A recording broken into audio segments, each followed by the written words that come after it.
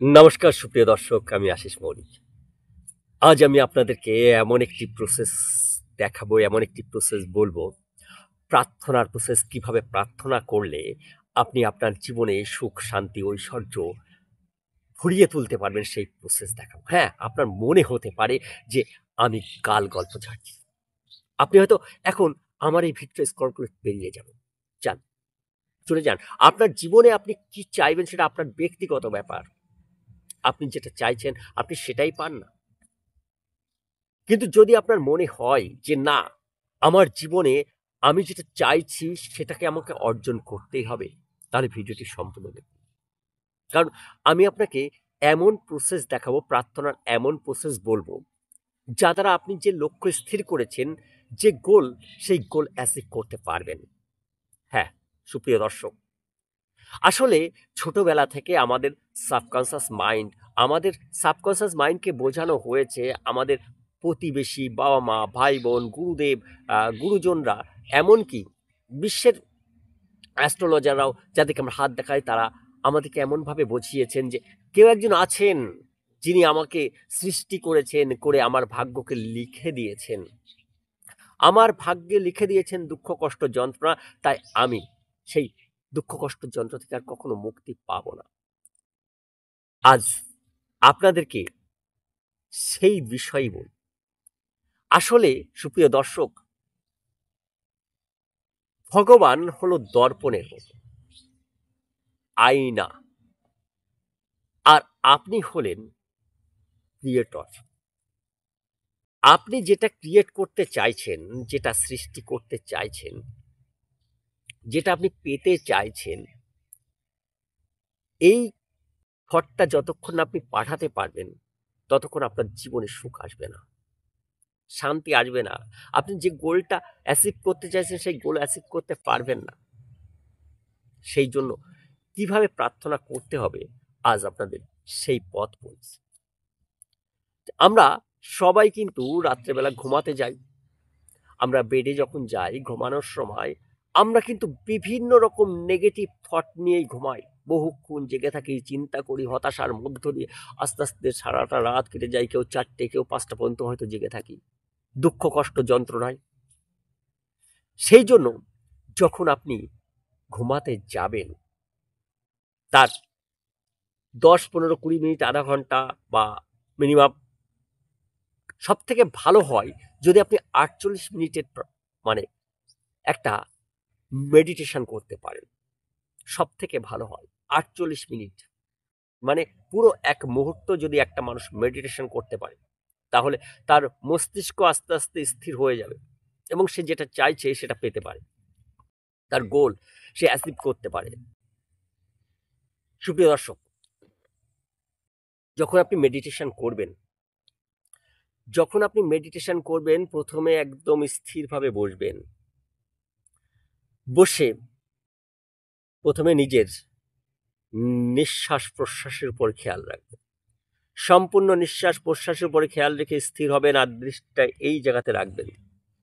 সম্পূর্ণ এই জায়গাতে দৃষ্টিটা রেখে আপনি এখান থেকে বোঝার চেষ্টা করবেন, দেখার চেষ্টা করবেন আপনি কি চাইছেন, আপনি কি হতে চান, সেটা আপনি অলরেডি হয়ে গেছেন। অলরেডি সেটা দেখতে হবে। আর আপনাকে প্রথমে নিঃশ্বাস প্রশ্বাসের উপর ধ্যান দিতে হবে, যাতে মনটা স্থির। মনটা ছুটে যাবে, অন্যদিকে চলে যাবে, সেখান থেকে আবার টেনে নিয়ে এসে আবার জায়গায় স্থির করে ওইদিকেই একই জায়গায় রেখে দিতে হবে।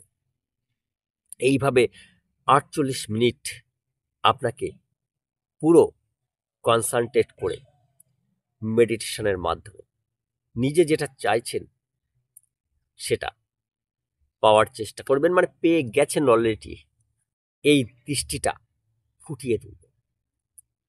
কখনোই ভগবানের কাছে প্রার্থনা এইভাবে করবেন না, হে ভগবান, হে ভগবান, আর কত দুঃখ কষ্ট যন্ত্রণা তুমি আমার দেবে। আমি জানি আপনার হয়তো প্রচুর দেনা হয়ে আছে, ঋণ হয়ে আছে, প্রচুর সাংসারিক অশান্তি হচ্ছে, প্রচুর কিছু আপনার জীবনে এসে রয়েছে। আপনি তার থেকে মুক্তি লাভ করতে পারছেন না। কিন্তু আপনি যখন চাইছেন, ভগবানের কাছে বলছেন, হে ভগবান, আর কত দুঃখ যন্ত্রণা কষ্ট তুমি আমাকে দেবে প্রভু, মুক্তি দাও, আমাকে মুক্তি দাও ভগবান, আর এমন দুঃখ কষ্ট যন্ত্রণা তুমি দিও না, দিও না, দিও না। আপনি ভগবানের কাছে প্রার্থনা করছেন ভিখারির মতো। একটা ভিখারি যদি একটা আশা নিয়ে যায় যে আজকে আমি 1000 টাকা ওই বাড়ি থেকে নেব, ভিখারিকে কত দেওয়া হয়? অনেক বাড়ি থেকে তাড়িয়ে দেওয়া হয়, অনেক বাড়ি থেকে 1 টাকা দেওয়া হয়, অনেক বাড়ি থেকে 2 মুঠো চাল দেওয়া হয়। আপনি ভিখারির মতো প্রার্থনা করছেন ভগবানের কাছে, আর চাইছেন রাজা হতে, পারবেন না। যখন রাজা যায়, যখন কোনো দামি লোক আপনার বাড়িতে যায়, তখন সে আপনার কাছে ভিক্ষা চায় না।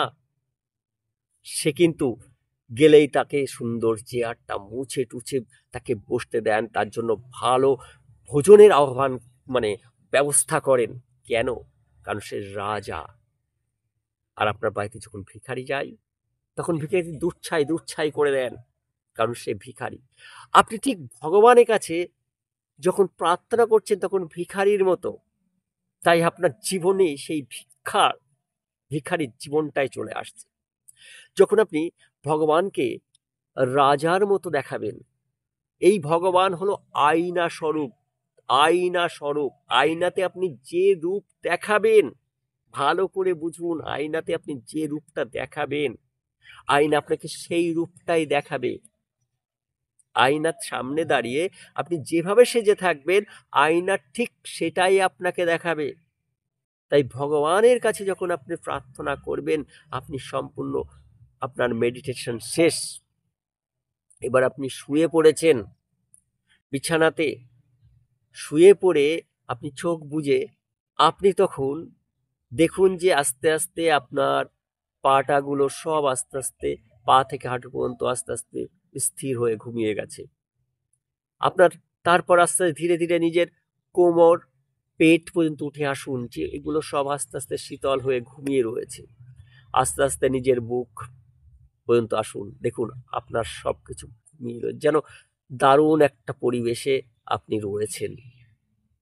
আর তারপর আস্তে আস্তে আপনি প্রার্থনা করুন, হে ভগবান, তোমাকে অসংখ্য অসংখ্য ধন্যবাদ ও প্রণাম যে তুমি আমাকে এই সুন্দর নিদ্রা দেবার জন্য, সারা দিন আমাকে সুখ শান্তি দেবার জন্য। আর আপনি সেই মুহূর্তে আপনার সেই 3টে কি 4টে সুখের স্মৃতির কথা ভাবুন। সুখের স্মৃতি, যে সুখটা আপনি পেয়েছেন, সারাদিন আপনি প্রচন্ড কষ্টের মধ্যে গেলেও 3-4টে সুখ আপনার কাছে আছে। যেমন আপনি বাড়িতে এসে ঘুমিয়েছেন, এটা একটা, বাড়িতে এসে শুয়েছেন, বিশ্রাম নিয়েছেন, এটা একটা সুখ। আপনার সন্তানকে বা আপনার স্ত্রীকে বা আপনার বাবা মা বা ভাই বোনকে কাছে পেয়েছেন, এটা কিন্তু একটা সুখ। আপনি ফিরে এসছেন বাড়িতে, এটা একটা সুখ, এটা একটা শান্তি। আপনি যে বিছানাটায় শুয়ে আছেন, সেই বিছানাতে একটা সুন্দর অনুভূতির মধ্যে শুয়ে রয়েছে, এটাও একটা শান্তি। সুপ্রিয় দর্শক, এগুলোর জন্য ভগবানকে ধন্যবাদ জানান যে তুমি আমাকে সুখ দিয়েছ। যেন আমার মনে হচ্ছে যে আমি রাজপ্রাসাদে শুয়ে আছি। তোমাকে ধন্যবাদ ঈশ্বর যে আমি সুস্থভাবে চলছি, আমি সারা দিন সুস্থতার মধ্যে রয়েছি। দেখুন কতগুলো পজিটিভিটি আপনার মধ্যে আসছে। আর আপনি দেখুন যে আপনি যে জিনিসটা পেতে চাইছেন সেটা অলরেডি পেয়ে গেছেন। এটা বেশি গভীরভাবে চিন্তা করার দরকার নেই, বেশি স্ট্রেস নেওয়ার দরকার নেই। একটা জিনিস মনে রাখবেন, একটা জিনিস খেয়াল করবেন, ধরুন একটা আইসক্রিম, আইসক্রিমকে আলতোভাবে ধরলেই হয়? আপনি যদি জোরে চেপে ধরেন আইসক্রিম, ফক করে বেরিয়ে চারিদিকে, আপনার কোনো কাজেই লাগবে না। সেই জন্য জোর করতে যাবেন না, একদম স্থির মস্তিষ্কে ভগবানকে প্রার্থনা করুন যে ভগবান, এই মহাবিশ্ব যাই ভাবুন না কেন একটা আয়না স্বরূপ, যে আপনাকে সুখ দিয়েছে, আপনাকে শান্তি দিয়েছে, আপনার কাছে প্রচুর অর্থ দিয়েছে। আপনি দেখুন যে অর্থ আপনার কাছে রয়েছে, আপনার সন্তান আছে, আপনার স্ত্রী আছে, আপনার বাবা মা আছে, এগুলো সব আপনার কাছে দিয়েছে, সবাই ভালো আছে, আর সবার জন্য আপনি কিছু করতে পারছেন, এটা দেখুন। আর এইভাবে প্রার্থনা করুন, ভগবান তোমাকে অসংখ্য অসংখ্য ধন্যবাদ ও প্রণাম যে তুমি আমার এই জীবনে সুখ শান্তি ঐশ্বর্যে ভরিয়ে দিয়েছ। আসলে প্রকৃত অর্থে আপনি যদি আরো কনফিডেন্সের সঙ্গে যদি যান, তখন আপনি নিজেকেই ধন্যবাদ দিন, নিজেকেই ধন্যবাদ দিন যে আই অ্যাম দ্য বেস্ট। জানেন, একটা কথা বলবো, আপনি বিশ্বাস করুন চাই না করুন, ব্রহ্মাকে আপনি জানেন? ব্রহ্মা হলো আমাদের মস্তিষ্ক, যেখান থেকে সবকিছু সৃষ্টি হয়। বিষ্ণু হলো আমাদের হৃদয়। আমরা কোনো কিছু বলি বাহ, গুড গুড, পালন করা যায়, আমাদের হৃদয়। আর রুদ্রকে, রুদ্র তাণ্ডব করার জন্য বসে রয়েছে শিব, সারা শরীরটাই শিব। কিন্তু আপনি সেই শরীরকে তাণ্ডব করানোর জন্য যে প্রসেস, সেই ব্রহ্মাকে জাগিয়ে তুলুন, বিষ্ণুকে বাহবা দিন, I am the best, I am the best, I am the best. আপনি সফল হবেনই। আজ এখানেই শেষ করলাম। শুধু ভগবানকে প্রার্থনা করুন, বলুন যে আই এম দ্য বেস্ট ভগবান, অসংখ্য ধন্যবাদ তোমাকে আমার এই সুখ, শান্তি, ঐশ্বর্য দেবার জন্য।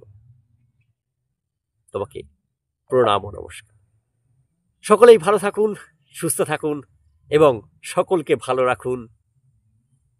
নমস্কার।